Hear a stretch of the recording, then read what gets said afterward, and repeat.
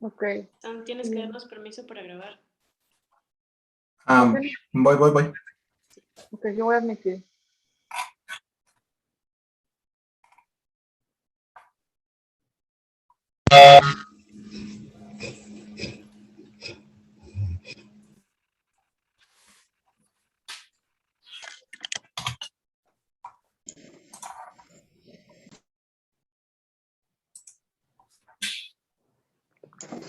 Hello. Hey, Suping, how are you? Hi, thanks. How are you? I am fine, thank you. Great. Good to hear you. I don't see you, but I hear you. Well, Ay, qué bueno. Gaby, ¿puedes poner las instrucciones, por favor?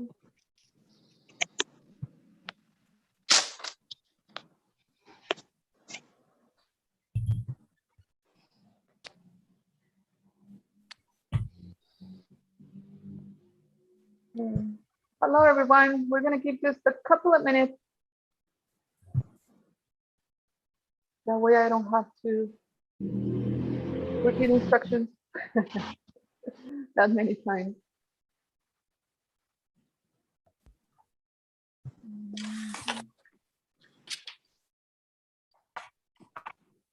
Okay. Thank you.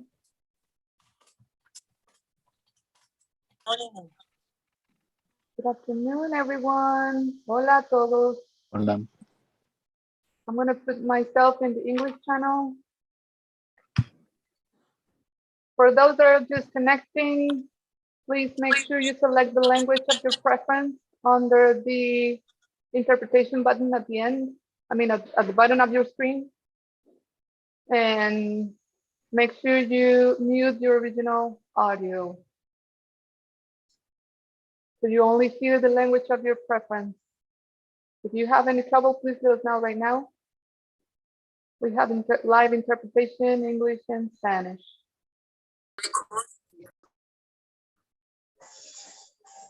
And I'm only going to give one more minute just for the people that are just signing in.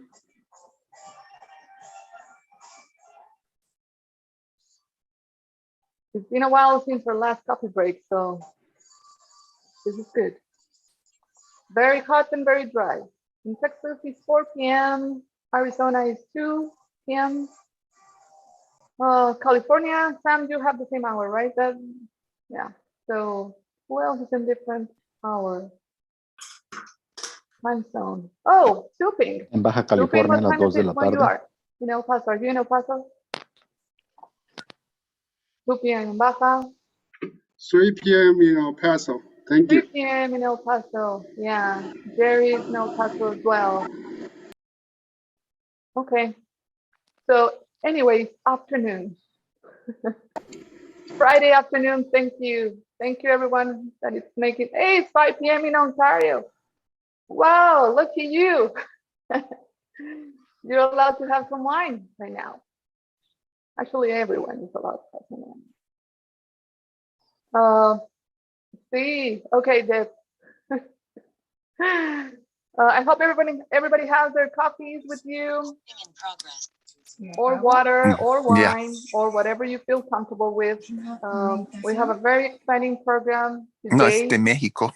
After 2 months, we were planning on the permanent forum next steps for the upcoming years. So we decided to hold ourselves last month to think about that, to do some strategic planning.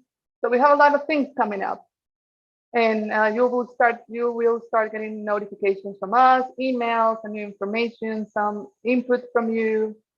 Even if you're not a member of the forum, I mean, the forum is for everyone, not just the members. So a lot of good things are coming up. But now we have a very, very interesting program. And most of you have heard about what's going on out there on the Colorado River Basin, on our transboundary watershed out there. And we have been hearing a lot of things. What if it's drought, if it's aridity, what is going on in the system, why is it happening right now, what are the governments doing, what are the implications, what should we do? There's a lot of anxiety, there's a lot of what do we do with this, right? It's a little bit, I don't want to say unexpected, but probably not right now, we were not expecting it right now. And we were talking about this before we started the coffee break. So with that, I am going to just repeat a little bit the instructions quickly for those people that are just signing in. Please go to the bottom of your screen, especially our guests today. Select the language of your preference and make sure you click on mute the original audio so everybody can hear their own language if that's what you want. And with that, and everybody else, let's start. I'm going to introduce our speakers for today. Gabi, if you don't mind. Okay, so the topic, the Rio Colorado and the new normal water conditions. Everything is new normal now. After the pandemic, everything started with new normal. So we have a new normal water condition now, apparently. And we need to talk about that, and we need to face it, and we need to cope with it, and we need to adapt. So we need to discuss to be able to understand what is going on. Not just for the US side of the basin, but also for Mexico and for the binational implications. I'm going to start introducing Dr. Alfonso Cortés Lara. Alfonso Cortés, he is a professor researcher at COLEF, Colegio de la Frontera Norte in Mexicali. He is professor researcher C in the Department of Urban and Environmental Studies out at, I already said that, at Colegio de la Frontera Norte. He holds a PhD in resource development with a specialty in water resources management from Michigan State University and a master in water use and management in arid zones from the Universidad Autónoma de Baja California. He is a SNI2, and is a member of the Thematic Network on Water Management and Research, sponsored by CONACYT. Thank you, Alfonso, for being with us today. Next, we have the director of the Water Resources Center, Water Resources Research Center at the University of Arizona, Dr. Sharon Megdal. She's professor and specialist also. She's Department of Department of Environmental Science. She is the C.W. and Maudine Neely Endowed Professor and Distinguished Outreach Professor as well, working on water policy and management. And I must say that Dr. Greg was not able to be with us today, but she gracefully agreed to be here, and now I can say that we have an even a better program. So very happy to have you here, Sharon, and thank you. Thank you for being with us. Next speaker, please. Dr. Leopoldo Mendoza Espinosa. He's professor researcher at the Universidad Autónoma de Baja California. He has a PhD in water sciences from Cranfield University in the United Kingdom. He's professor at the Institute of Oceanographic Research at the University of Baja California, where his main research field is wastewater treatment and reuse of water, and strong advocate of reclaimed water reuse. He's currently editor of Water Science and Technology, published by the International Water Association, and he is in the editorial board of the Water Environmental Journal. Thank you, Doctor, for being with us today as well. And last but not least, our Associate Director of the Permanent Forum of Binational Waters, Sam. Sam, he's always there. So thank you, Sam, for being with us today. You are in California, you're an expert on the topic. You live there too, so you have to, we need to hear you. He's responsible for water management and policy research program at the University of California, Agriculture and Natural Resources Division, working on strategies to improve the water management for anthropogenic and environmental requirements by developing reservoir reoperation policies to improve the human environment and environmental water requirements. Thank you, Sam, as always, for being here. And now I will be glad to moderate this panel, but I will strongly urge you to be yourselves, to discuss, to call, to raise your hand, to disagree, to agree, to this hour is a coffee break. So imagine yourself, you're taking a coffee, even if it's virtually, and just, talk about important stuff, because this is important and it has implications for the border community. So with that, and if that's okay with you, Gabby, if we can stop sharing, I'll go ahead with the first question. And it's very simple. So what are the new normal water conditions of the Colorado River Basin? What can we expect from the system? What are we seeing in the system? I mean, what can you say from what is going on right now?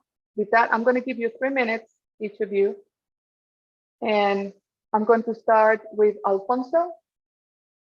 If that's okay with you, Alfonso. Go ahead, please. Bien, bueno, pues muchas gracias antes que nada por la invitación, Rosario, al equipo y a los colegas con los que compartimos este panel interesante, ¿no? Bueno, las condiciones normales en la cuenca es bien sabido, se ha manejado mucho en todos los medios y desde hace muchos años hay una tendencia de reducción en los niveles de humedad a nivel de cuenca. Podríamos hablar que desde 1999 a la fecha pues tenemos una tendencia negativa y eso nos ha llevado a esta nueva normalidad de tener menos disponibilidad a nivel de cuenca del agua que nace en las montañas rocallosas, justamente. Y a este punto estamos en una situación realmente crítica, considerando que los niveles de la presa Hoover, por ejemplo, que es el punto de referencia importante que nos vincula como países, porque desde ahí se envía el agua que va a México, pues se encuentra en niveles bajos, ¿no? En este momento, por ejemplo, a la fecha de ayer estaba en 1067 pies sobre el nivel del mar, cuando sabemos que los niveles críticos son de 1075. Es decir, a partir de 1075 pies hacia abajo se detonan niveles de reducción y esos ya entraron. Eso es ahora lo normal, una reducción anunciada para el próximo año. Y desde luego este año, en el actual que está corriendo, hubo también un anuncio de la solicitud de los ahorros voluntarios que están establecidos en las actas, en las actas 319 y 323 de la SILA, en donde justamente se establece esto.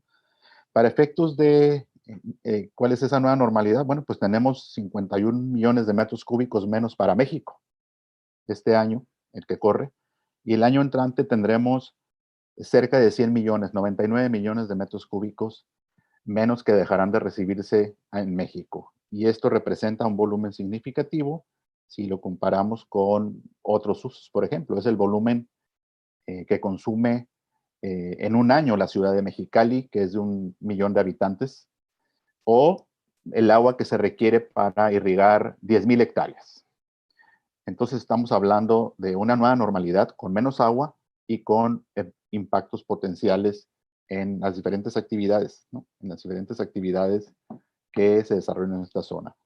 Y pues tendremos que estar muy pendientes de lo que viene porque la tendencia es a la baja.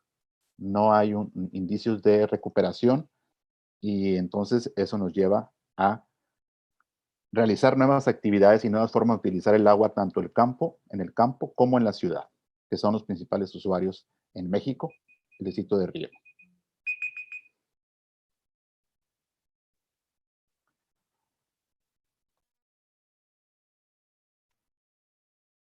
Wow.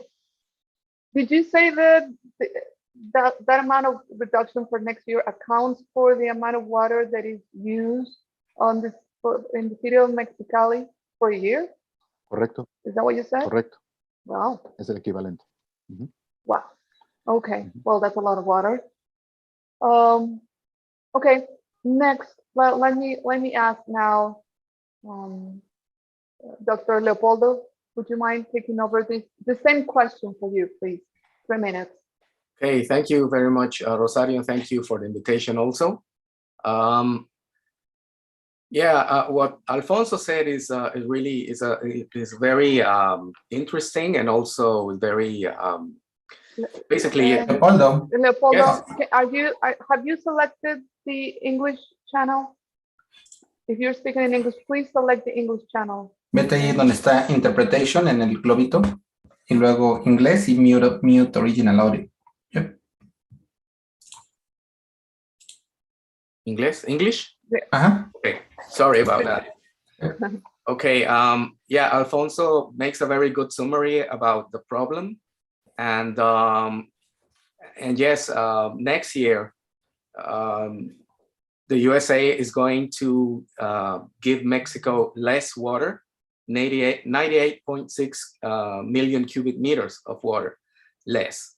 Now, this is an interesting number because the total amount of water from the Colorado River that comes to Mexico, according to the International Treaty from 1944, is 1,850 million cubic meters. So if we compare 100 million cubic meters against 1,850, it's only 5.3%.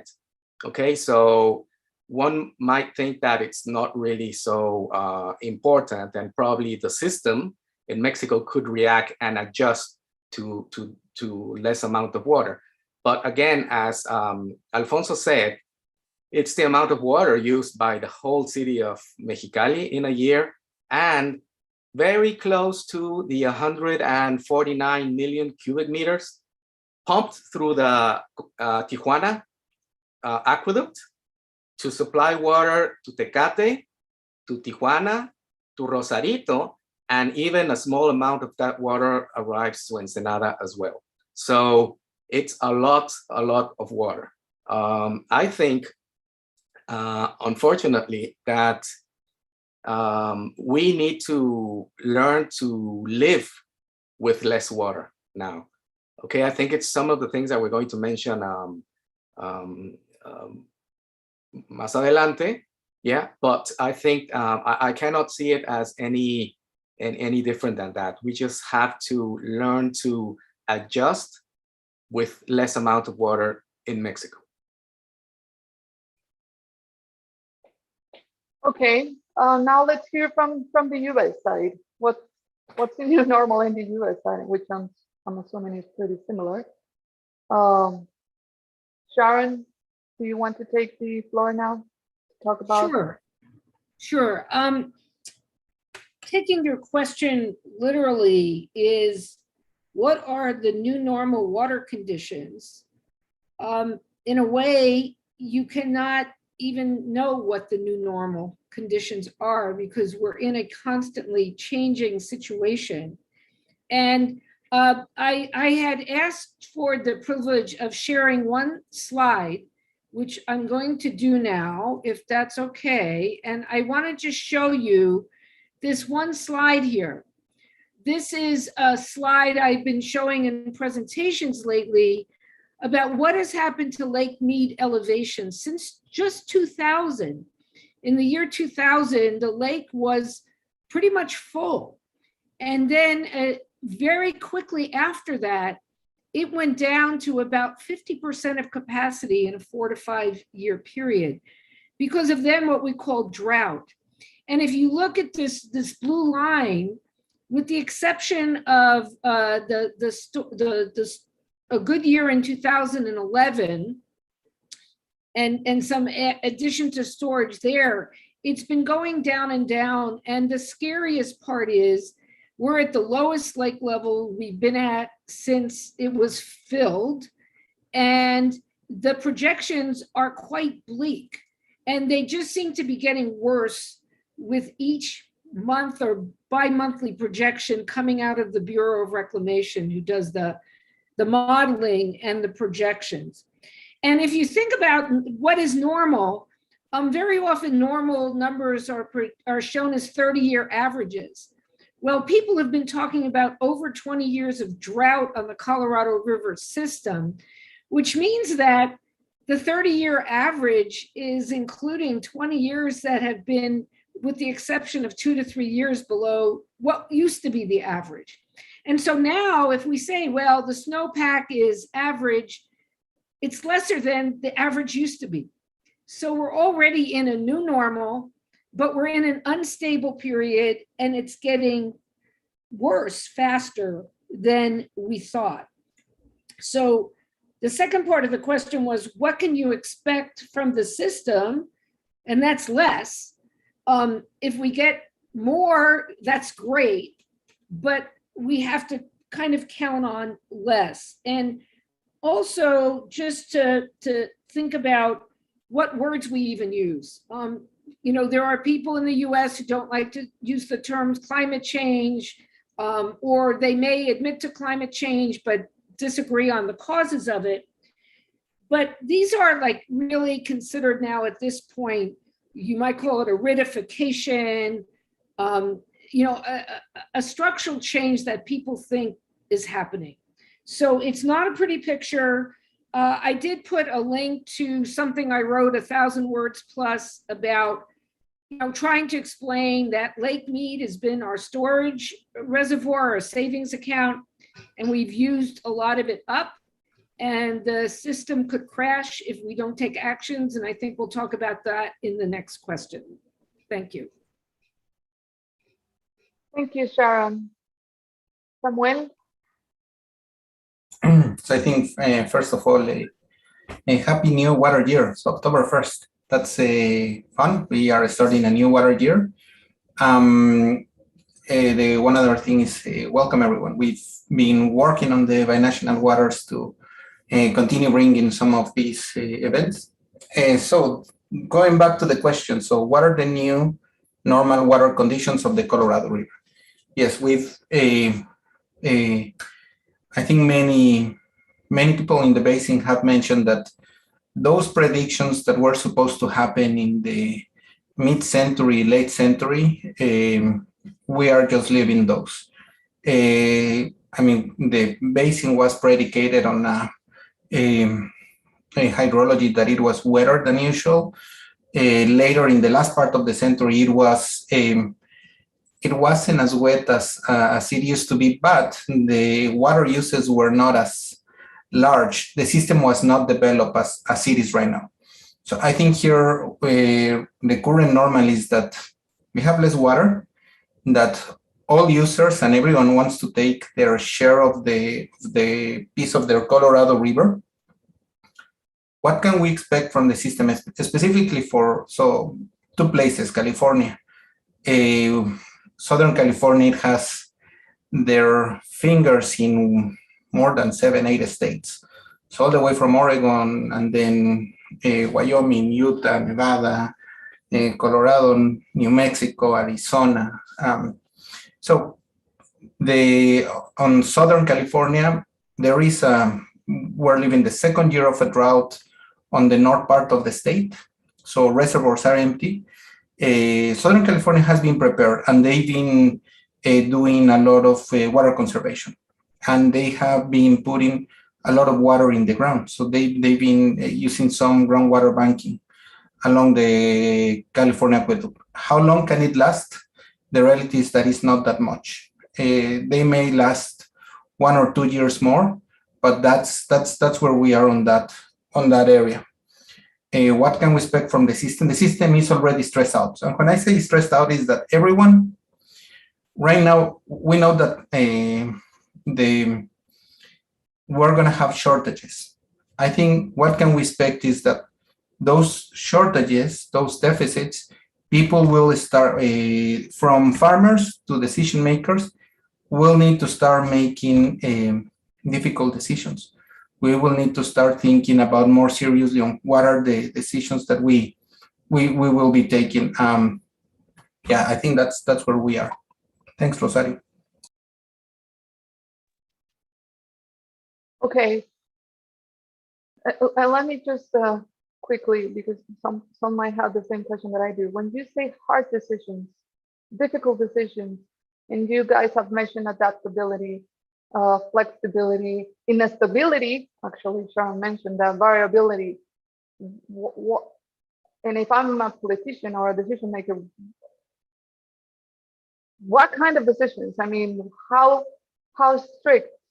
I mean, we're looking to, if we look for a level 1 to 10 on on what, how strong decisions have to be made on these new normal conditions, where will you put the number 1 through 10?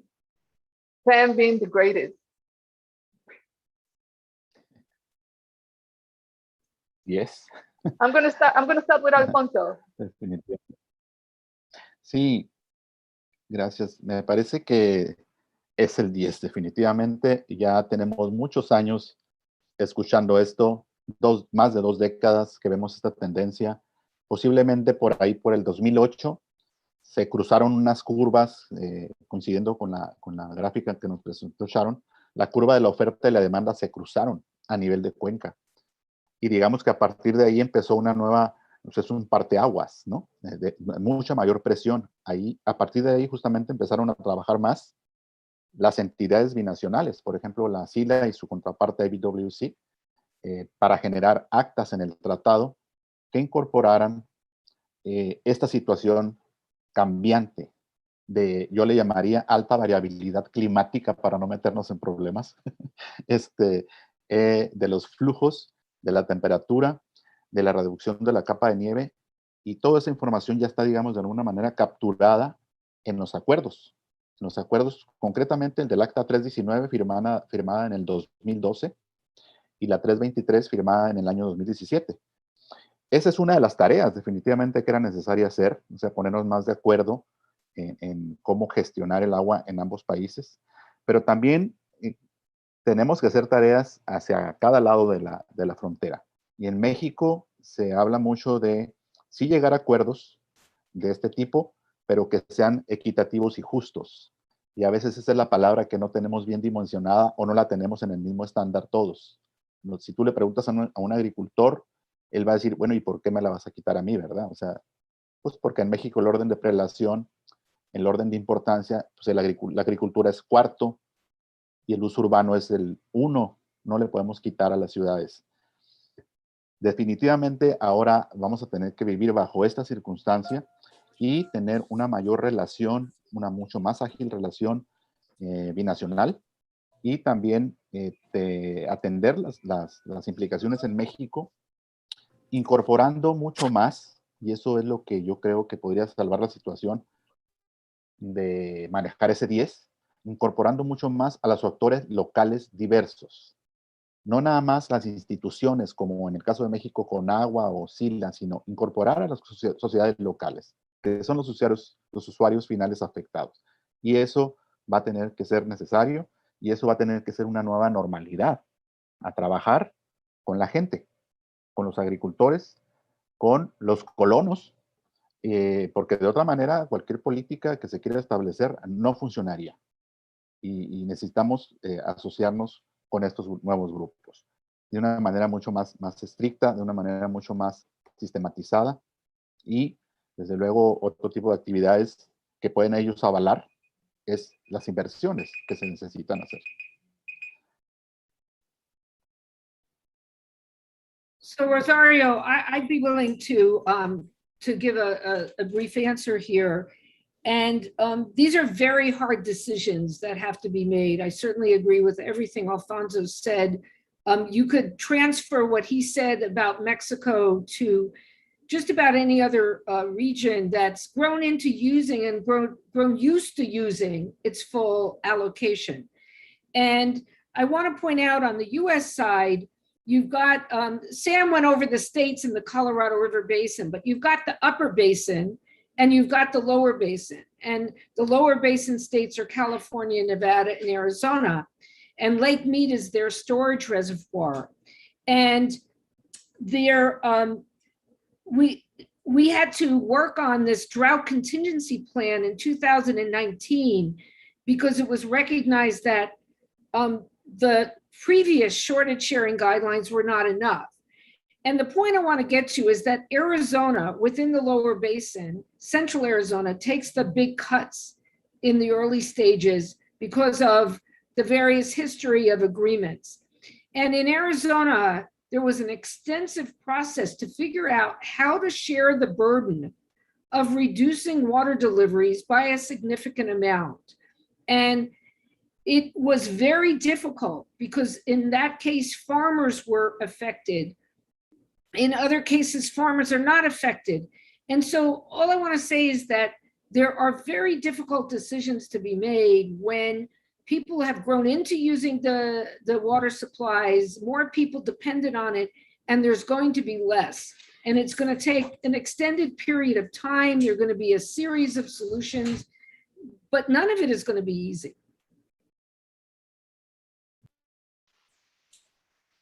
Leopoldo, Yes, do you want to thank take you. over? Yes, Okay. I definitely agree with what has been said. I just want to point out that, yes, in Mexico, let's say urban water users have their water, it's a priority, the use in urban, in cities. And so I think that the people that are going to lose are going to be the farmers. And because they are the main users of water as well. In Baja California, it's 80% of the water is being used by farmers. So that's where we can really make savings. They're not in the cities, it's a little bit more difficult because in the first place, water consumption in cities in Baja California is relatively low, with the exception of Mexicali. Mexicali has a per capita consumption of around 350 liters per person per day, while Tijuana and Ensenada already has 220 liters per person per day. So it's small, even if you compare it to Mexicans' average or to the states in the USA. So people in the cities, I don't believe, can save much more water than what they're actually saving at the moment.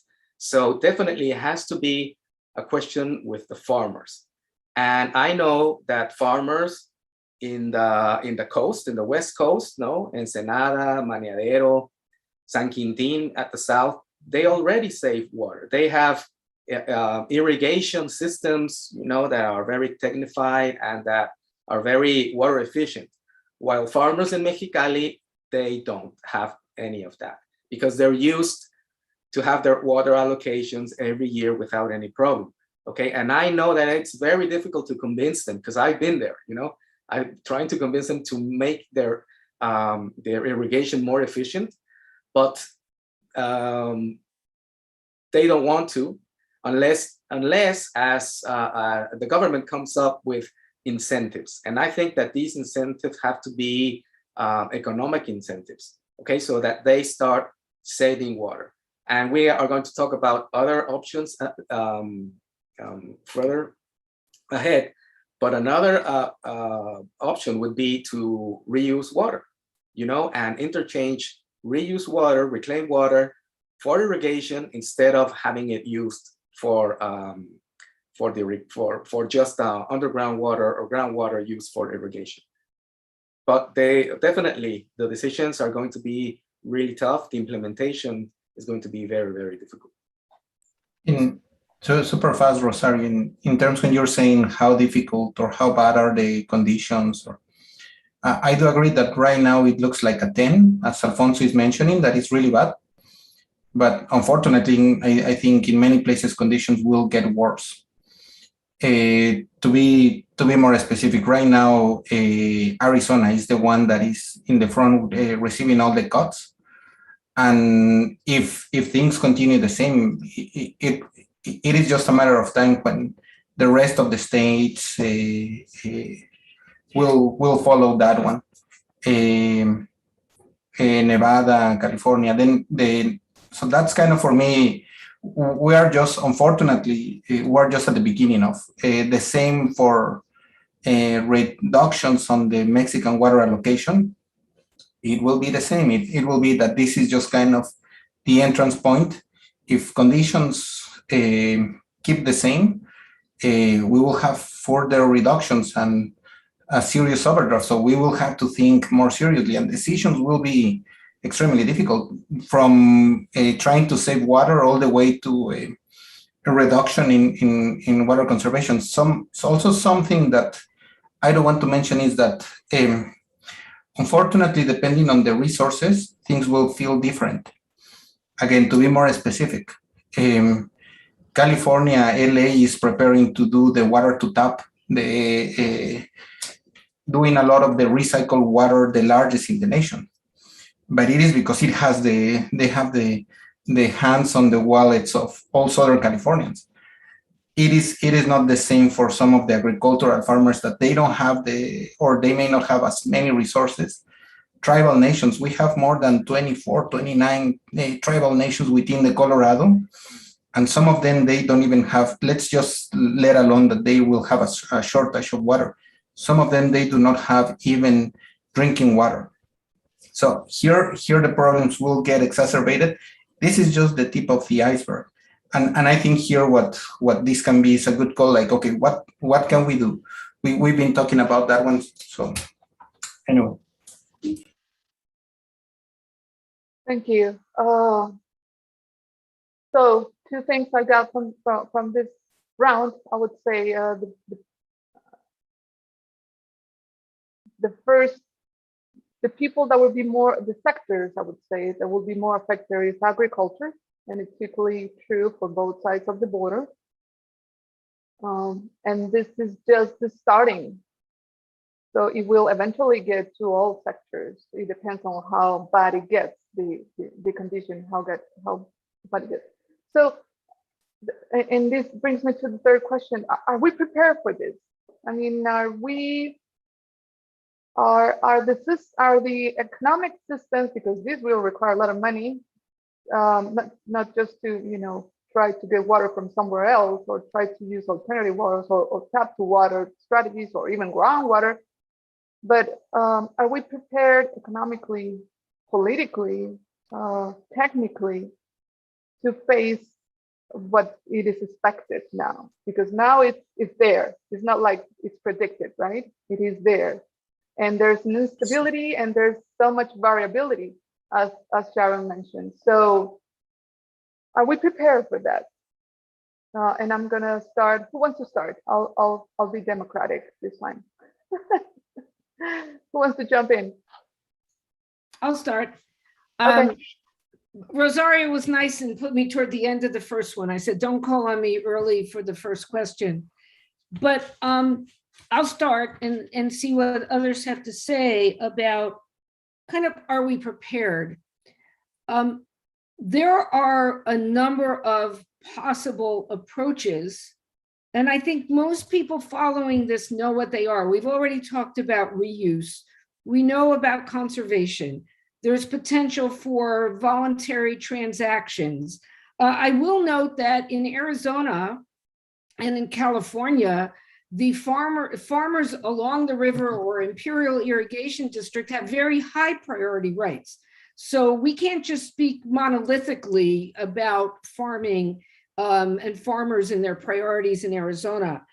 And, I mentioned we did the drought contingency plan because there was concern that the system could fail, and it's already on the verge of failing. If you look at energy production, we've been talking about Lake Mead. Lake Powell is the other very large reservoir, and they're saying that Lake Powell may not have enough water to produce hydropower in 2022 or 2023. That's low-cost power that is used by agriculture and municipalities. And the way I've been thinking about it is, though, that everybody realizes that the system is too big to fail. It's like what they said about the banking industry, several years ago. And so the thinking, I think, is all adapting. I think we're adapting. And that includes at the governmental, the political level, and the like. And so going back to the DCP, a lot of effort went into the drought contingency plans, and that related to Minute 323 and some of the cutbacks that wouldn't get triggered unless certain things happened on the US side afterwards. And it's all been very complicated. And the point is, within no time, we're finding out DCP is not enough. it's not enough to avoid big problems. And so there's now not only the reconsultation of the whole big 2007 guidelines, but there's also the 1030 reconsultation on the DCPs. There's so many levels and layers of discussions that I think people are coming together to figure out what to do and what to do collaboratively. So I think your question about, are we prepared? Well, we know some things we can do and low-hanging fruit. Other things are longer term. You know, will there be binationally agreed upon desal between the US and Mexico? That's being studied. And so I have to say, I think policy is adapting. I think water users are adapting, have to adapt in every sector. And it's just that I have to say that, you know, I encourage people to be optimistic because I think we can adapt because we have to, but it's not going to be easy. And so I will leave it at that. Can I go next? Of course. Thank you. Yes, you know, obviously the difference between the USA and Mexico is very, very large. Okay, I think that I would like to think that we are prepared because, I mean, the water technology is there. We can treat water, wastewater to basically potable water standards. We can desalinate seawater so that we can use it for irrigation or at our houses, okay? But it all costs money. And I think in the USA, they might have the money to do that, okay? To make those arrangements, to deal with or to buy and apply the water technology for all of this. The problem in Mexico is that I don't think we do have the money. And every time these proposals of new technology and these big plans come, like for example, the desalination plant that Sharon was mentioning. I mean, there were some really solid plans for a desalination plant in Rosarito that would supply water to Tijuana and even through Otay, export water to San Diego, okay? This was a 4,400 liter per second plant, desalination plant, which would make it the largest in America, in the continent, okay? Which would produce 139 million cubic meters of water, of desaled water per year. And it was already approved by the Inter-American Development Bank, $200 million for its construction.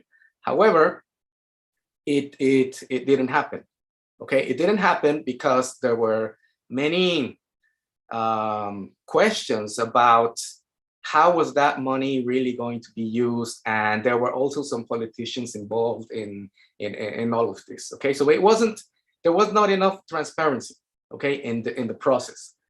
And I think that's one of the main problems in Mexico, okay? That even when the solution might be there, we have to make decisions really based on science and on technology and not on political decisions or political interests. And unfortunately, that hasn't been the case in most states, you know, in most examples in the country. Conagua as a central identity, you know, that manages water hasn't been efficient enough either. So at the end of the day, it all comes down, I think, to transparency, okay? And because reaching or getting the money to do these projects is very difficult, but then I think that as a community, you know, we don't really believe that things are going to be made correctly, okay? So I think we have to change that way, and politicians really, we need as people pressurize our politicians so that, again, the decisions are made based on science and technology available and not on political interests. Okay, thank you. Thank you, Participo. Leopoldo. And before I go to you, Alfonso, I just want to put another question out there. And you mentioned this, we don't have the money in the Mexico side. And I'm gonna ask, is it money or is it priority or interest? So both. Okay. Qué bueno que haces esa Okay, precisión, Alfonso. Rosario, porque justamente en ese sentido iba mi comentario. Because Yo creo que no todo es una cuestión de dinero, inclusive en México, porque si hablamos de incentivos, tenemos que pensar en los diferentes tipos de incentivos que se requieren para corregir una situación crítica como es esta, ¿no? De una escasez que ya tenemos y que va a continuar profundizándose. Aquí lo que se tiene que hacer es una combinación inteligente de incentivos institucionales, de incentivos, desde luego, los de mercado, que es el que tiene que ver con lo económico, y ahí nos vamos directamente a la cuestión tarifaria, tanto en un distrito de riego como en las ciudades, que no están bien desarrollados. Y ese es un mecanismo de reducir consumo, por ejemplo. El otro incentivo es el regulatorio. Nos están fallando las leyes locales o nacionales. No, o la que está actualmente, la Ley de Aguas Nacionales en México, que está vigente desde 1992, no se aplica bien. No se aplica en cosas tan sencillas como vigilar las extracciones de agua. En ese nivel estamos. Lo que necesitamos es, desde luego que sí, recursos, pero también vigilar en dónde estamos fallando, y esta es una oportunidad para hacerlo, y corregir los incentivos institucionales, los incentivos de mercado y los incentivos regulatorios, porque ahora sí son urgentes. Entonces, no todo es dinero. Los agricultores, no precisamente puse atención en el término que usó mi colega Leopoldo, no es precisamente que no quieran, es que no tienen a la mano los incentivos. ¿Sí? O sea, si tú vas con un agricultor, él te dice, pues dime cómo le hago para ahorrar. O sea, no es nada más dime ahorra, ¿no?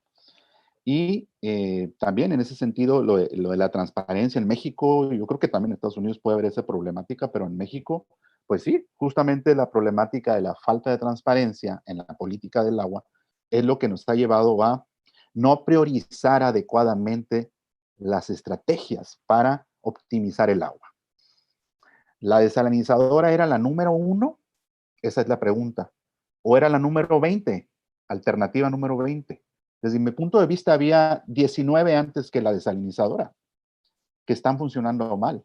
Medir bien las extracciones en los acuíferos, corregir bien las tarifas, dar los apoyos en donde se tienen que dar en los usuarios, principalmente que mayor agua consumen, y combinación inteligente de incentivos. Bueno, ese es un punto. El otro es que desde luego tenemos que aprender a priorizar ahora más. En lo binacional estamos avanzando un poco. Tú decías que estamos preparados.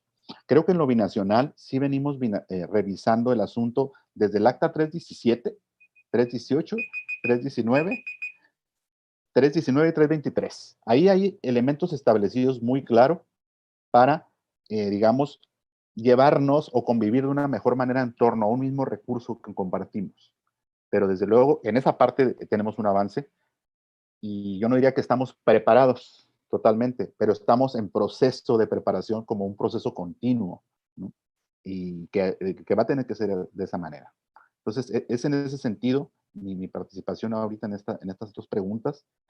Transparencia para priorizar bien y tener en claro que hay más de un tipo de incentivos para buscar ahorros de agua, que desde luego esa es una forma de enfrentar esta crisis hídrica que tenemos en la cuenca baja del río Colorado.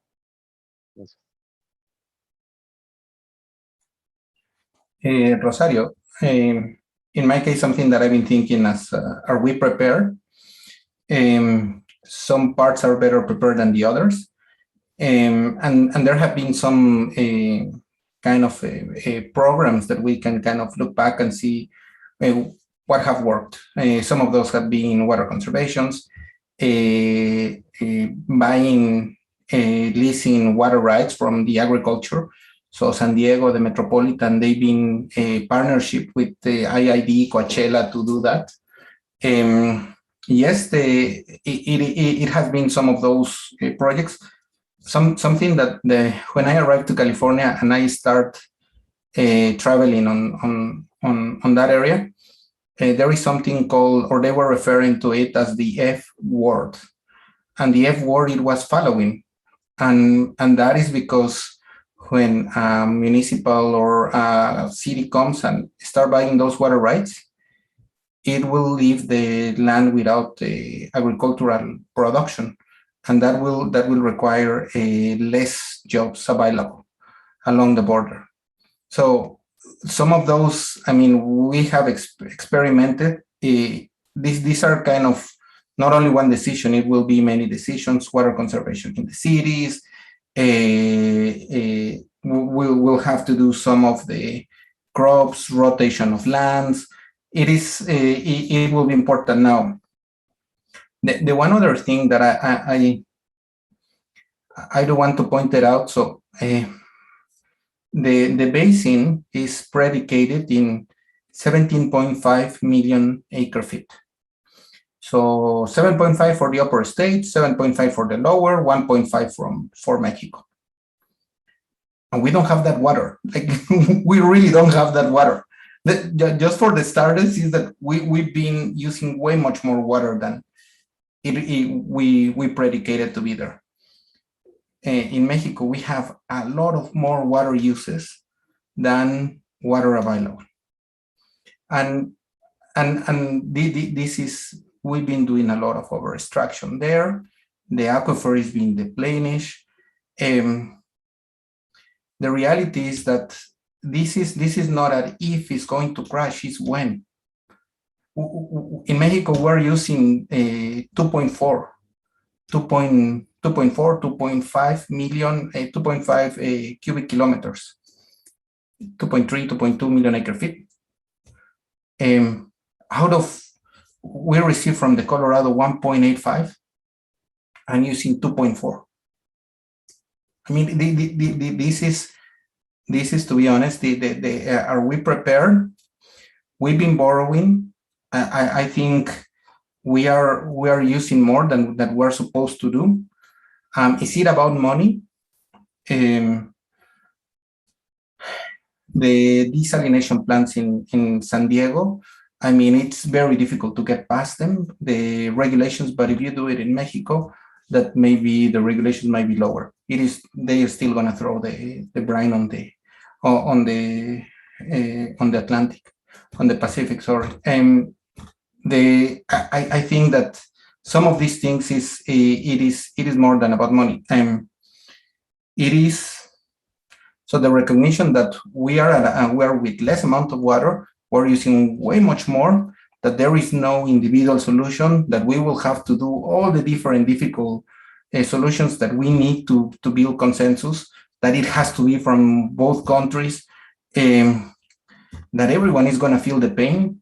And I think those are some of the situation that we have right now. And again, to me, this is kind of clear. It is just, we're just starting there.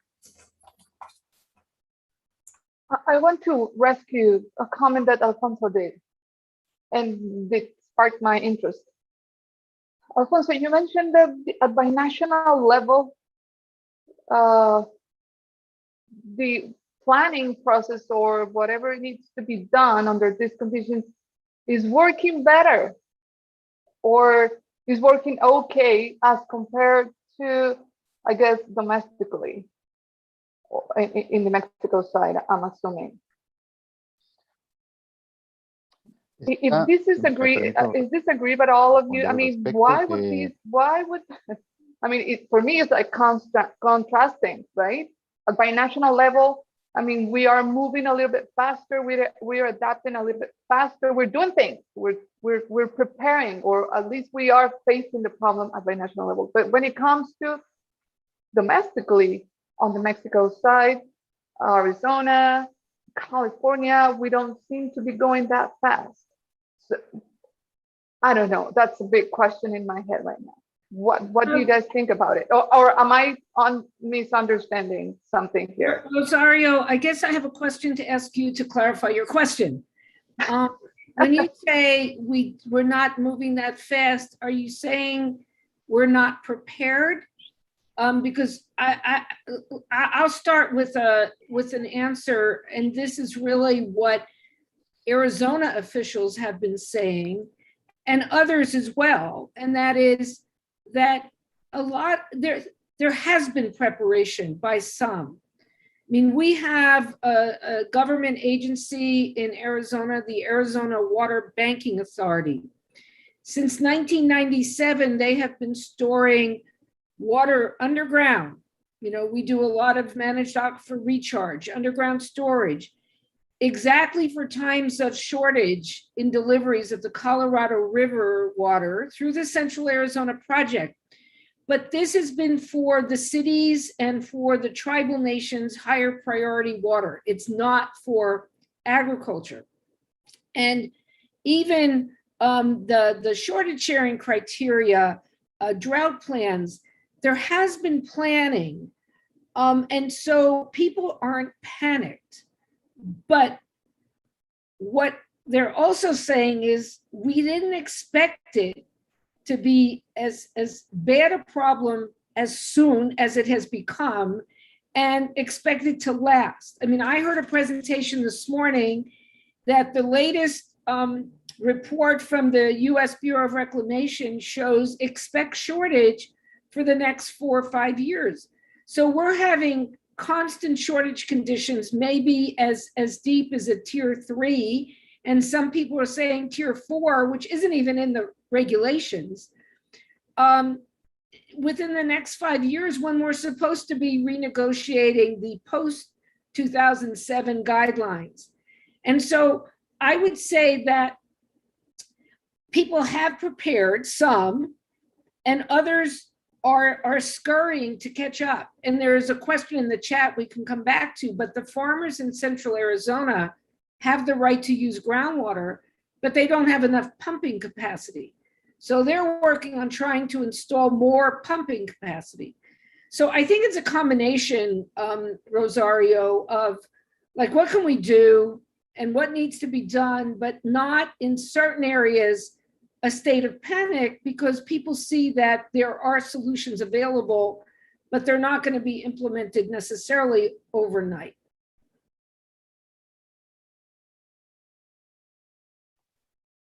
Por alusión a la pregunta que hacía Rosario, sí, yo puedo visualizar, puedo percibir que, de acuerdo a lo que veo escrito en las actas, que todas mencionan la palabra cooperación y una serie de medidas en cada una, desde la 317 hasta la 323, que tienen que ver con esta parte del río Colorado, la 317, la 318, la 319 y 323. Por lo menos hay un proceso proactivo, ¿sí?, de interpretar de mejor manera las condiciones de la cuenca. Y eso es el orden binacional. Y sí, es justamente lo que entendiste y que quise decir. En lo local, las cosas no son exactamente igual de veloces o proactivas, porque hay diferentes sectores, y me refiero, por ejemplo, en el lado mexicano, de donde recibimos agua del río Colorado, pues está el sector agrícola, que consume el 86% del volumen total que recibimos. Luego, pues desde aquí se manda el agua a la zona costa. Las ciudades sedientas de Tijuana es altamente demandantes. Hay diferentes sectores y diferentes prioridades, y desde luego es muy difícil, aún sin sequía, ponernos de acuerdo, ¿sí? Pero, como mencionaba hace un momento, creo que un primer paso está dado en el orden binacional. Un segundo paso es, pues, que interioricemos la idea de una sequía prolongada desde hace más de 2 décadas y que la tendencia es a la baja.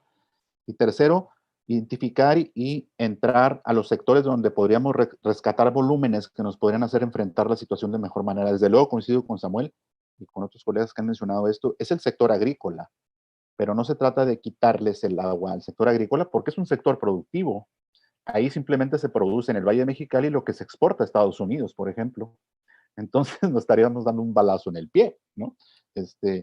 Necesitamos darles incentivos de diferentes tipos para reducir su consumo. Y cuando hablo de reducir, no estoy hablando de esos volúmenes que hablamos, o esos porcentajes que a veces son muy elevados.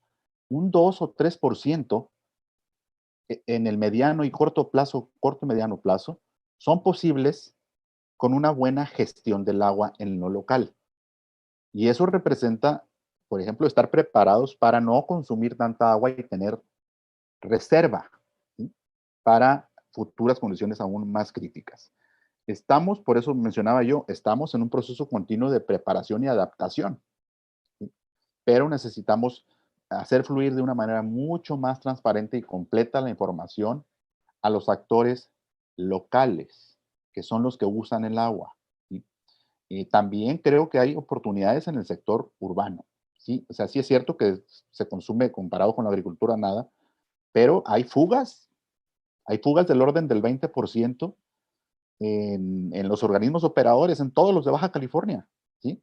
Y hay un porcentaje muy bajo de aprovechamiento de agua residual tratada, de agua recuperada. Por ejemplo, en Tijuana, aprovechan únicamente el 6 o el 7% del total del agua residual tratada. Hay muchas cosas que podemos hacer antes de decir que no se pueden hacer las cosas. Y sí, confirmo nada más esto. Vamos un poquito más avanzaditos en las relaciones bilaterales que en las tareas que tenemos que hacer a nivel local, por lo menos en el lado mexicano.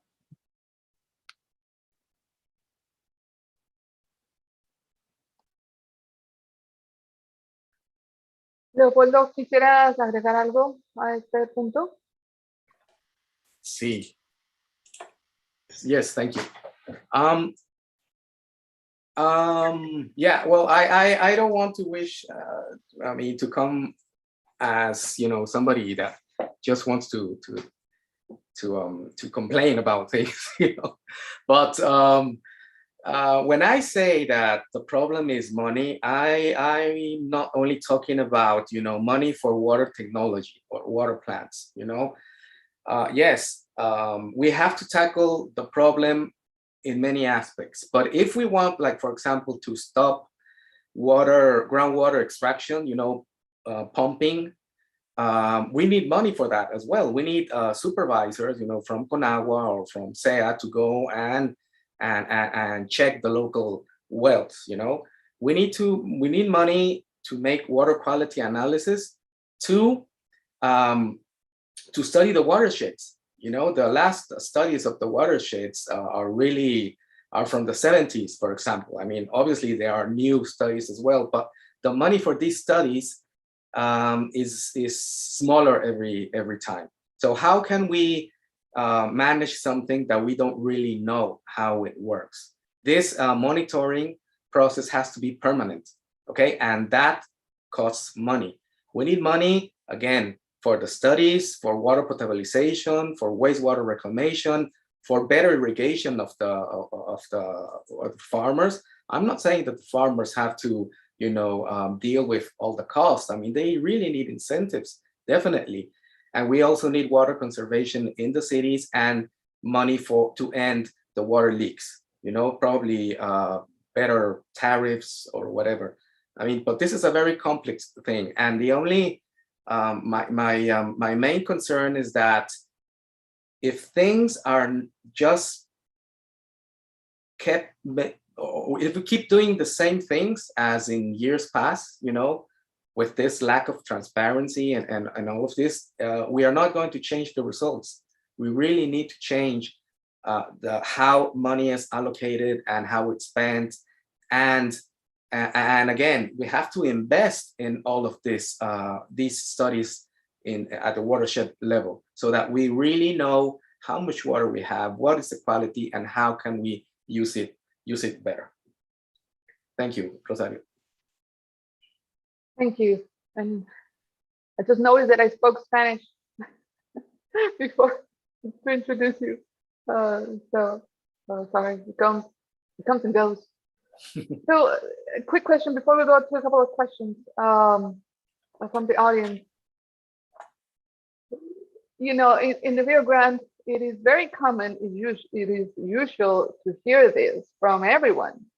from politicians, policymakers, every 5 years, that we are praying for rain, right? Because rain will solve all the problems with Texas or with the US. Mexico is always praying for rain, and everybody prays for rain after the 5-year cycle. Is that an option for the Colorado River? Pray for rain. It has happened in the past in the Rio Grande. It has worked. You know, we don't know if it's going to keep working. Apparently last year it didn't work, or the last cycle didn't work. So can we say the same about the Colorado River? So Rosario, I'll just say that there's nothing to be lost with prayer, right? I mean, why not? It doesn't cost you anything. But I don't know that you can establish a causality here, right? No, Yeah, but the reliance on it. That's my point. But here's my real answer to that is, for the Colorado River, we have to look at the headwaters and what's happening there in terms of the inflows into the lakes, the storage reservoirs, Lakes Powell and Lake Mead. So we're talking about snow. We've got to wish for snow, pray for snow. There are some weather augmentation, weather modification programs that the basin states have been involved in Wyoming and the upper parts of the watershed. But it's not only about the precipitation, it's also about the temperatures, because sometimes the snowpack has looked okay, but then the temperatures warm up so quickly that you don't get the runoff. And then you have the high temperatures and the soils get hard. And I'm not a soil scientist. I think Sam may know more about that than I do, but you don't get the same kind of infiltration and so forth. And then you've got the fires that are affecting the watershed. So it's really a systemic set of problems. And I would note that I was listening to our local NPR radio today, and here in Tucson, we had the second driest summer monsoon season ever last summer, and we've had the third wettest this summer. And so it's been like the seesaw or whiplash, they were calling it. And a lot of questions have come up about, well, what does the rain do about the drought? Well, when over 35% of the water used in Arizona comes from the Colorado River, the rain conditions in Arizona don't matter all that much as far as the supply, but they can affect demand. So it is a big system. And what's wrong with praying? You know, I'm not going to ever argue against that. No, I guess my question was more into, can we rely on the weather, considering the trend that we have seen, considering that, I mean, that's what our politicians say, oh, instead of adapting, instead of, you know, planning, instead of working on, you know, incentives, everything that we have talked, they prefer to say, let's pray, which I don't have anything against that, but can we rely on that, and not on the praying, we can always pray, but that's kind of, let's rely on what the weather says to plan for the future.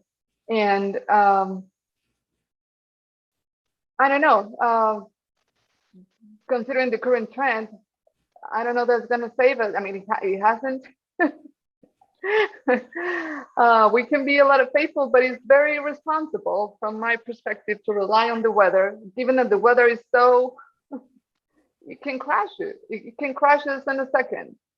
Well, and Rosario, I would say that the decision makers in the lower basin and in the whole basin, they're not going to sit idly by and just depend upon the natural systems.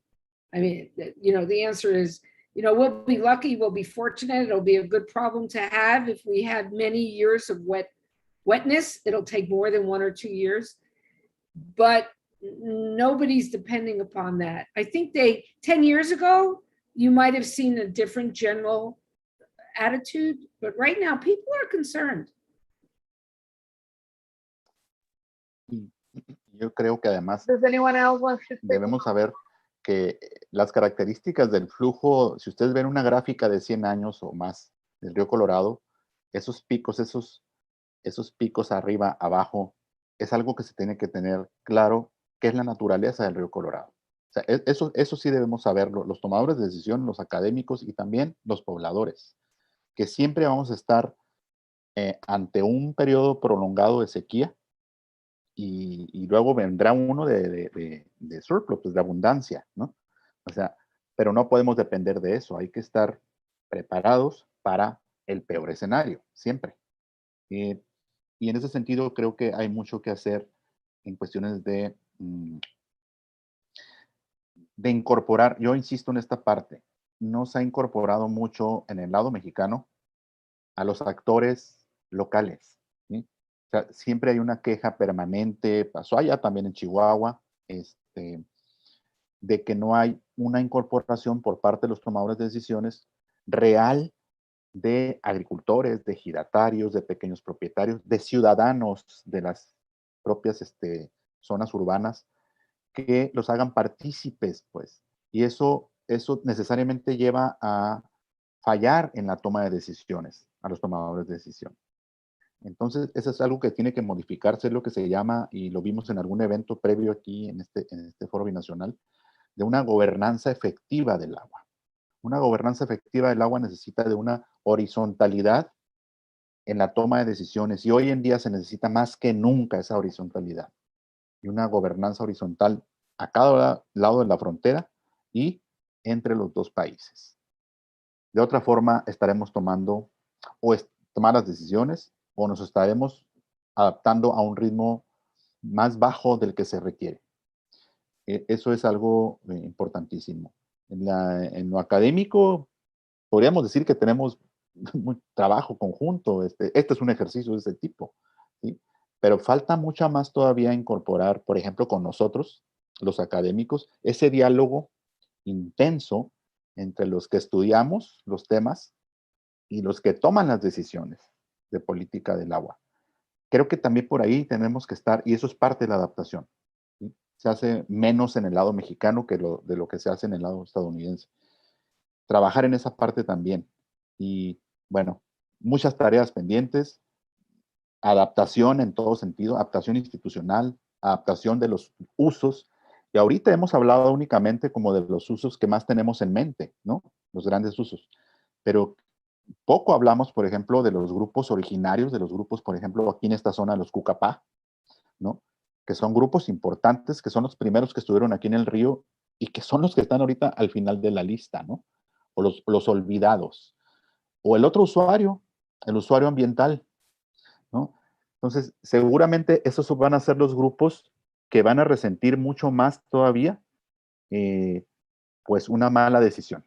Y necesitamos también incorporar ese tipo de voces ambientales y de los grupos originarios que sí existen en esta región particular.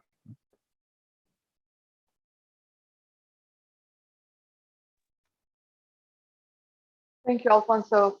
Is there any other comment from Leopoldo and Samuel? I want to go with a question here that you might be probably interested in getting into, but I wanted to ask if you have any additional comments to this. No, Rosario, I don't. No. Thank you. Samuel, you good? Okay, I'm assuming you are. I didn't hear you, but there's a question from Deborah, and she says, I am wondering about how the surface water crisis interfaces with groundwater use, particularly since groundwater is an important source for surface waters in the parts of the basin as well. So this is an important. Who wants to take the lead on this? The groundwater element of the surface Sí. water crisis.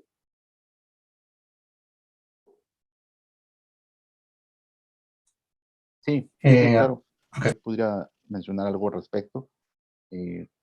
Totalmente. Por ejemplo, aquí la relación del agua superficial con la subterránea es directa, ¿no? Con decir que la principal fuente de recarga del acuífero del Valle de Mexicali es justamente el agua del río Colorado, el agua que se aplica en la irrigación en el distrito de riego. Entonces, esa relación a veces se pierde también, ¿eh? Y por eso hay un mal manejo. A veces nos dicen, y yo he escuchado propuestas de hay que optimizar el agua al máximo, y por el máximo están hablando de porcentajes muy elevados en el riego. Y sin embargo, dejamos de pensar en que si tú haces eso, estás dejando de infiltrar agua al acuífero, que por cierto, hoy en día está en estatus de sobreexplotado y en déficit el acuífero del Valle de Mexicali. Si tú haces eso, profundizas los niveles estáticos, ¿sí? Y con eso aumentas la probabilidad de intrusión marina. Entonces, no siempre es bueno pensar en eficientar al máximo en zonas de riego. Y para tener clara esa idea de que no es primero importante tener clara que hay una relación directa. Yo hasta hace poco tiempo escuchaba personas que me preguntaban qué tiene que ver el agua subterránea del acuífero del Valle de Mexicali con el río Colorado, ¿eh? Algo así como eso. Yo creo que necesitamos tener claros, no nomás nosotros, los académicos, los científicos, sino todos. Y esta pregunta me la hizo un funcionario público, ¿sí? Todos tenemos que tener claro esa película para que luego entonces se tomen las decisiones más adecuadas. Sí hay una relación estrecha, por lo menos en esta parte de al final de la cuenca del río Colorado, de relación directa entre el agua superficial y el agua subterránea, y el mal uso o la mala gestión de una de las partes afecta a la otra, de manera inmediata, no dentro de 10 años, de manera inmediata. Eso es un comentario que puedo hacer con respecto a la experiencia local, ¿no? Que es donde se recibe el agua del río Colorado.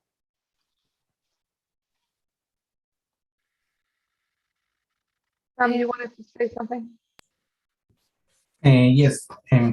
So in terms of the groundwater, I think it's another wicked problem. So as water is coming from the US into Valle de Mexicali, then I mean, the quality is not as good as for agricultural production. So it has to be mixed with groundwater. That's the lining of the All-American Canal and some others reduce the recharge that it is located in a place where it doesn't rain. So there is not that much rainfall recharge. At the end, we have created a system where the aquifers it's been bleeding for a long time. So water has been extracted at a faster pace, at a way faster pace than it is replenished for a long time. And here it is what I was mentioning. It is a wicked problem because in some parts of the Mexicali Valley, the water quality is simply not there, and it has to be mixed up. And then there is the need to do that. And the other one is that for how long are we going to keep that? And I think that's as I am seeing this it will be important to address that. Other parts, so for instance, Coachella, they are right now doing some managed aquifer recharge. They have some groundwater banking. What Sharon mentioned with the Central Arizona project, they pump the water up and then they put it in the ground. So it is thinking about water as one resource. Sometimes it might be one of the problems, or it is becoming a problem. It might be one of the solutions. Yes, I think it is exactly sometimes the same as in the Bravo, that we forget about groundwater. Sharon, I know you want to say something on this. Yeah, because I mentioned groundwater earlier, I wanted to at least say a few words here, and that is the situations differ in different parts of the basin. Groundwater is a more local resource and doesn't get moved around like the surface water. And so in the particular interest or situation instance of the Central Arizona farmers, they're far away from the river. And historically, they relied on aquifers that were overdrafted, and the area was put in an active management area for groundwater. And then in the early 90s, as the Central Arizona project was completed to their region, and different policies were put into effect to encourage the use of surface water in place of groundwater, they became very reliant on the surface water. Groundwater levels rose, but not to the levels they were at, 50, 60 years ago. And so what's happened though is that, or what is happening is with the reduction in surface water deliveries to the farmers in central Arizona, they have the legal rights to go back on groundwater. There is groundwater there, but it's very deep. It's more expensive to pump. Water quality comes in, and it's fossil groundwater. It's not being recharged by a river. The recharge rates are very, very low. And so it's not viewed as a long-term sustainable situation for them. And there's also implications for community development because of the pressures on the groundwater there. So it is an integrated system, but sometimes not in that hydrologic way. It's a constructed integrated system.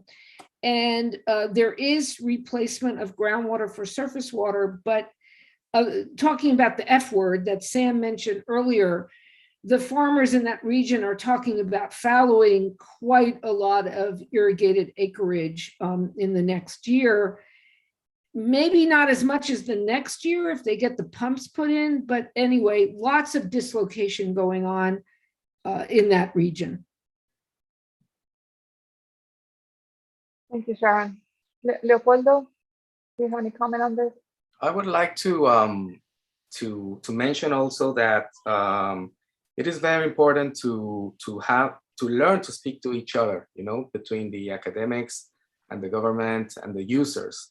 And that's one of the things that we have tried to do, but at least in the Mexican side, but I think that we have failed. You see, it's really complicated. I don't know why it is so complicated. Because, for example, the government, obviously they're the decision makers, and as academics, we want to show them our work. Obviously, we knock on their door also asking them for money, to do the studies that we think are needed. But also, the government sometimes open their doors, to the public. Like, for example, last year, they used UABC, the university, to come close to the public, to write the Baja California State Water Plan. That was an event that, lasted for several weeks, in which the government, the state of Baja California Water Agency, tried to put on board the agriculture, the farmers, the industrial users, obviously also urban users, domestic users, but it didn't really have much of an impact. I don't know if it was because of the pandemic and the meetings were all only through Zoom. It wasn't possible to have face-to-face meetings, but the attendance was really low, and almost in every meeting, there was one meeting every week for a couple of months. Basically, the same people would always, appear on the Zoom conferences. And we tried to get in touch with farmers and other users, but there was no answer. So sometimes I don't think it's only a problem of the government. Sometimes I think us also as a community, as users, whenever they ask us, government asks us for our opinion, we just don't raise our hands or our voices, So we really need to work on that, I think, because only through that that way we will be able to really come up with solutions and to apply the solutions and to solve these problems, even if we start with obviously with a very small example, very small size, until eventually I think we can really reach big solutions. I know that I actually surprised myself saying these things because I'm not the most optimist person, However, I just don't want to give up. I think we really need to, and we have the capacity to make the changes that we need to make in order to have water for all our users. I totally agree with you on that. Definitely. And there's a lot of, a lot going on in the chat that please don't miss it, because it's really good. And we're talking about praying, and we're talking about getting the social component, the communication component, and the responsibility component. It's really not a question of one answer. It's never going to be one answer. It's going to be a lot of things going on the same time. And yes, I think there's a communication component that we have underestimated, I think, as an important element to get this going on. And probably that's why at binational level, which we are kind of forced to talk to each other, right? More formally, that it might be more effective, or we are moving a little bit more, or we are working a little bit more proactive than at domestic level, at least in the Mexico side, I must say, as we have seen. So please follow up that conversation on the chat. Is very useful. And I just we have a couple of minutes, and I want to give all of you, I make some notes here, and I'll give you 1 minute to all of you to wrap up. But I just want to give some notes on what we learned today and what we can take home. Well, I'm at home already, but figuratively speaking, the new normal water conditions is that they're not normal. We have a lot of variability, we have a lot of uncertainty, and we need to adapt for that, and we need to plan for that. And it's challenging. It requires the involvement and the engagement of all stakeholders, not just at the national level, at domestic level. We all have our own issues at each country, and we need to deal with that at the same time that we deal at binational level. There was a question of money, there was a question of funding, and then there was the issue of priority. What is really the priority, and what do we need to work on to get this on the priority on the binational agenda and on the national agendas? I think, and I may ask this, is a lot of political will out there involved, but also the involvement of stakeholders. It's needed, but it's complicated. But it's really the recipe for long-term sustainability. We have mentioned that we need institutional incentives. Of course, if we need to change our habits, if we need to change our models of development, we definitely need incentives, especially for farmers, and especially, for everyone actually that uses water, because this is gonna, if the trend continues this way, it will start with one sector, and then the next one, and the next one, and the next one, until we get to the priority sectors. So really, we need incentives for population, and we need money, we need funding, we need planning. We need everything we can get, and praying as well in the top of that. As Jerry mentioned, if nothing else works, what's wrong with it? And I totally agree. But we need to try everything else. Otherwise, we're not going to need any policymakers out there. We need to define priorities. We need to learn to prioritize. And that's a learning process, and it's going to be steep learning curve. We need to work more proactively. We need to add the transparency of what are we doing with water. The less water, the more transparency, right? The more pressure, the more the need, and more population is coming into the border region.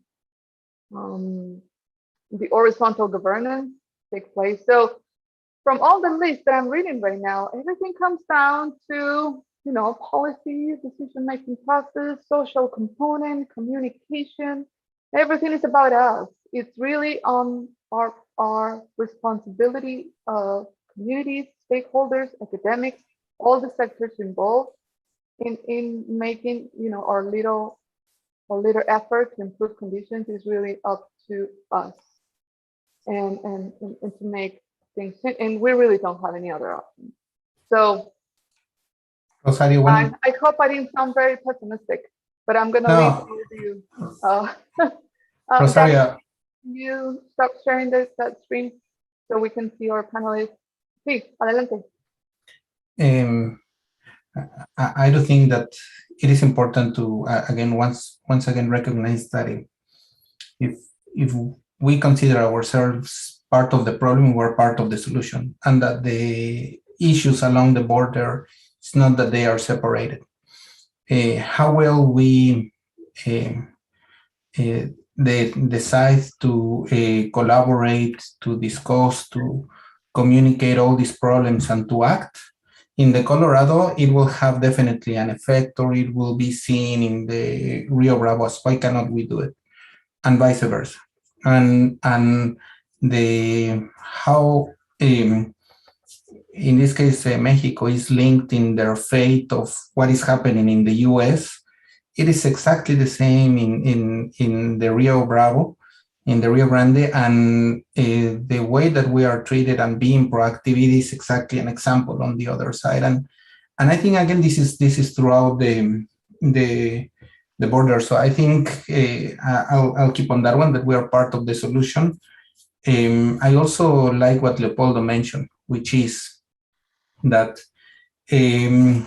yeah, we should see ourselves as taking a step or stepping up and talking with decision makers, and speaking up and being able to communicate with others, because yeah, here we can be overeducated and analyze a lot of these things, but definitely we need to run the extra miles to actually go and talk to the others and do that.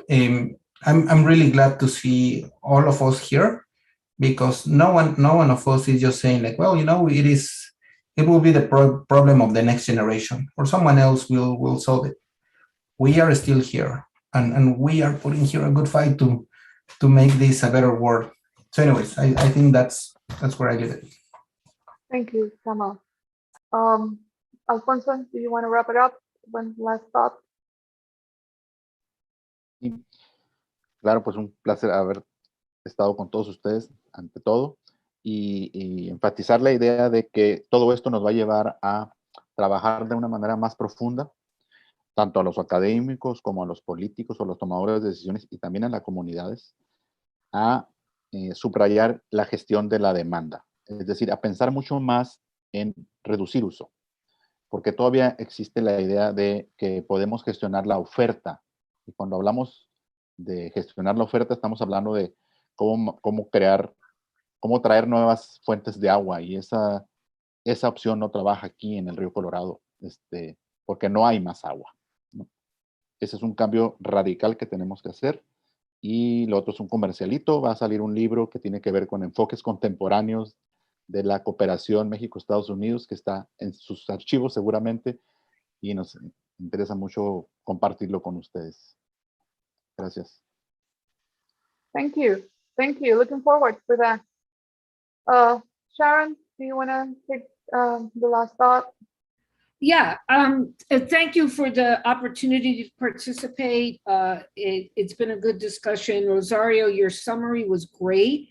The only thing I would add to it is, as I think about the four of us working in academia, what we want to do is we want to be trusted as sources of good information, being able to communicate that information, because, you know, Leopoldo, I would agree with everything he has said about process and stakeholders, and that's a big thrust of my work. And the ability to communicate the trust in what we share as education, I think that's so very important. And, you know, we just, part of the situation is decision makers will change. Elections come, elections go. Political parties come and go, but in a sense, we're here, and the students we're educating become the leaders and so forth. So, you know, we just have to keep at it. You know, I think that was part of the message, that we just have to be tenacious. It may be discouraging at times, but we just need to all keep at it. Yeah, I want to retire now. I'm not ready to. Young for that. Leopoldo, your last thoughts.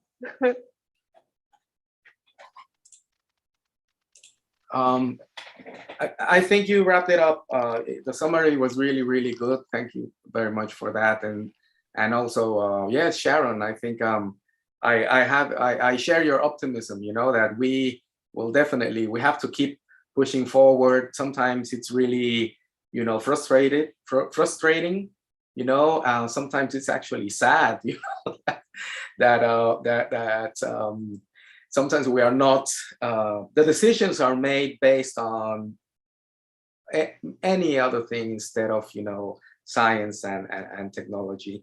But it's not only, you know, in the Mexican side. On the Mexican side, it's also in the US side, unfortunately. Probably it's a worldwide problem as well at the moment. But anyway, I mean, I'm optimistic. I think we have to keep going. If we don't do it, then nobody else will, you know? So we have spent so many years studying water and all of this that it would be a shame just to give up, you know, and just ride the bike for the rest of our lives, you know. I would like to do that, but I'm not there yet at the moment. But anyway, thank you very much for the invitation, and thank you for the panels and to the to the attendants. See you on the next break. Thank you. Thank you, guys. Keep it up with the good work. Really, it's hard. I mean, hard times, very challenging times. So we're gonna be in the history books, hopefully. I don't know doing what and what will they say, but definitely this is gonna make a change, or it's gonna be a threshold. We are facing a threshold, and that's a good thing for us. And that's a responsibility for us. So anyway, thank you for the panelists. I really, really appreciate to the audience for being here and for sharing your time. This coffee break is recorded, as you've seen, and it's going to be posted on the website for future reference, both English and Spanish versions. And with that, I'm going to say thank you. Thank you again. Let's be optimistic. I know it's Friday afternoon. I know. Feliz Año Nuevo. Happy New Water Year. Feliz Año Hídrico Nuevo. Gilbert. Hi, everybody. Hey, have a good weekend. Follow our Happy social New Year. media. Happy New Year. We have our winners of our water for art contest. Really good pictures out there. So take a look at the website, take a look at the social media, and we'll keep you posted on what's coming up. And yeah, we're going to have an October 19 event for the awards ceremony. Hopefully you can join us. Anyway, thank you, everyone. Thank you for the team, to the team of the forum, and we'll see you next time. Thank you, Rosario. Thank you. Thank you, Sharon, as always. Sharon. Thank you, Rosario. Thank you, Samuel. Sí, Thank Leopoldo, you, Alfonso. Alfonso, Gilbert, Sharon, good seeing Samuel. you. Gusto en verte. Luis, Mark, see you. Carrie. Hey, Mariana, muchas gracias. Diana. Bye, Samuel. Javier. Muchas gracias. Saludos. José Luis, muchas gracias.